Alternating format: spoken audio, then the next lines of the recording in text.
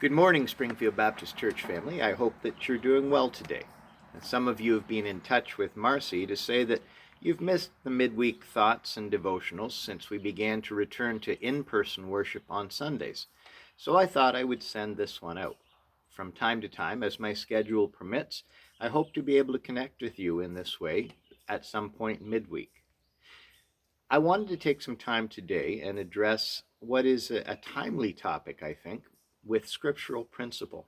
Things are changing, and the shape of how we do things is changing.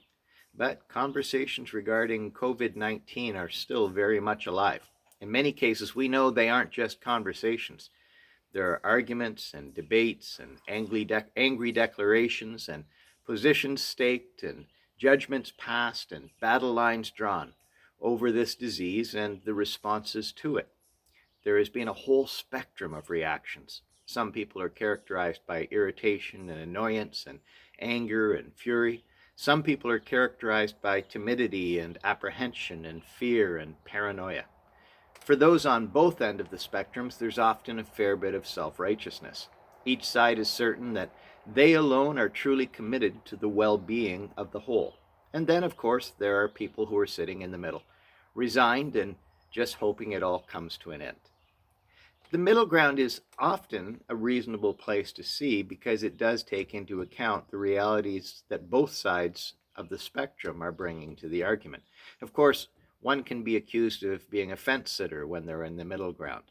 But I'm going to encourage today, rather than a passive middle, a balanced commitment to the truth of God. I think that also tends to keep people in the middle, but maybe for different reasons, not simply to pacify or to compromise. The truth of God is truth that is essential.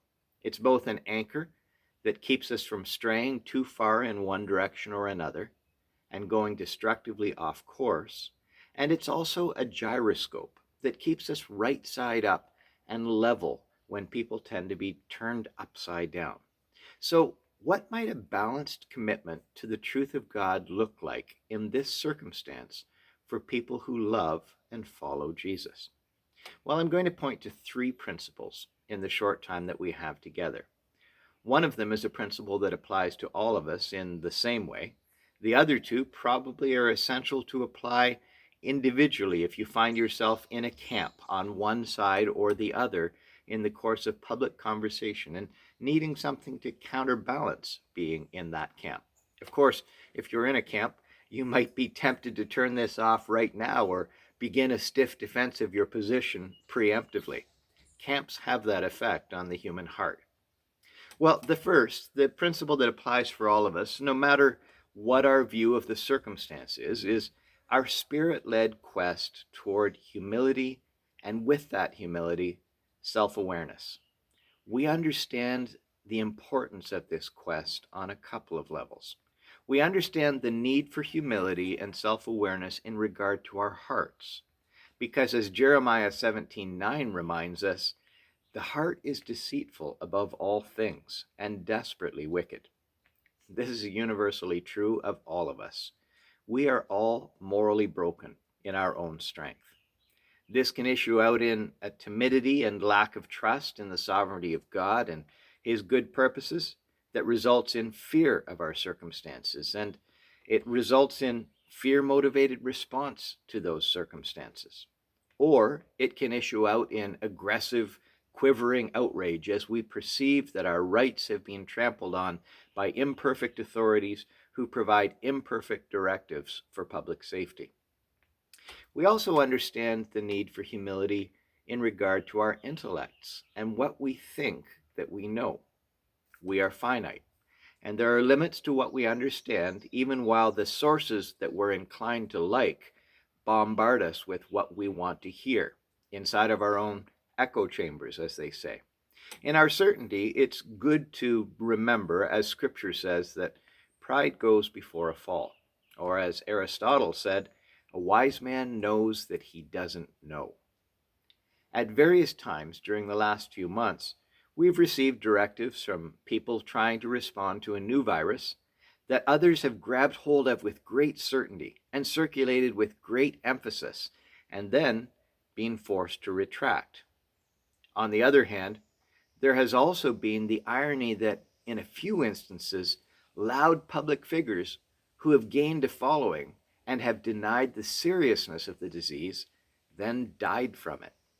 In both cases, we're reminded that no matter who we are or where on the spectrum of opinions we might find ourselves, caution and humility in speech is useful. Now to the principles that are more camp specific. For those who are cautious by nature, taking precautions can be useful. At the same time, we want to walk by faith, not in fear. And so we're instructed, do not be anxious for anything, but in everything, by prayer and supplication, with thanksgiving, let your requests be made known to God. That is the picture of a person who walks joyfully, not timidly. And we consider Jesus' words. Therefore, do not worry about tomorrow, for tomorrow will worry about itself. Each day has enough trouble of its own. With that, Christ is saying, there's enough to deal with today.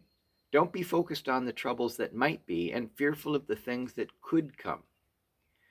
We can show what we understand to be wisdom, but we also live in the freedom of God's sovereign control. And when we do that, the side benefit is that we're far less consumed by others' failures to be as cautious as we are.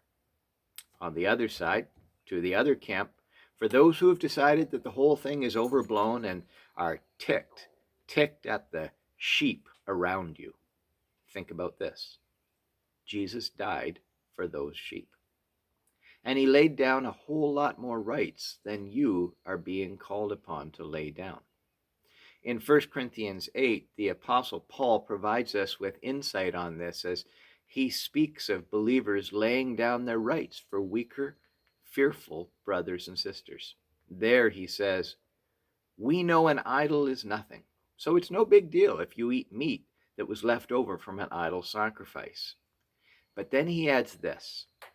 He says, if you have a brother or sister who is terrified about what that meat could do to them, because it was sacrificed to an idol after all, and so it might have spiritual effect in their lives, set aside your right to that steak or to that roast. I think there's some crossover of that principle to our circumstances and attitude today. COVID is clearly not nothing. It's a significant threat to a vulnerable group of people. But beyond that, there are people who are more risk-averse and more fearful, even outside of the subset of those who are vulnerable. And there are times when we set aside our rights, even if we think the chance of something bad happening is very slim, out of compassion for the fear of others. This does not mean that we might not speak to an issue, but it does mean that we work as much as possible to be compassionate in our response to others and even in the laying down of our rights. Hopefully then, wherever we are on the spectrum of opinion, we are above all seeking to love Jesus and to show the love of Christ to others, seeking to move toward humility and self-awareness, seeking to live by faith in God's sovereign goodness rather than by fear, seeking to show compassion to those who are more fearful rather than resentment at them. Out of that, it's far more likely that arguments, debates, and angry declarations will be replaced by thoughtful conversations. And it's far more likely that people will see something of Jesus in us. Well, it's been good to have you with me today, and I hope that this has been an encouragement and a thought provoker. Have a great day. We'll see you again.